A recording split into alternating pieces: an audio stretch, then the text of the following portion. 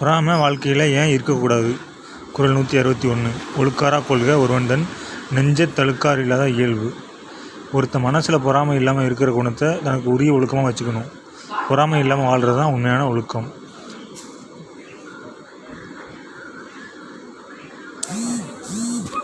குறள் 168. அழுக்காரென ஒரு பாவி திருச்செற்று தீயிலி உய்த்து விடும்.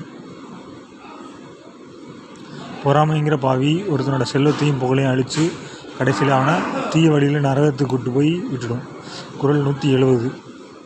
அழுக்கற்றகண்டாரும் இல்லை அத்தில்லார் பெருக்கத்தில் தீர்ந்தாரும் இல்.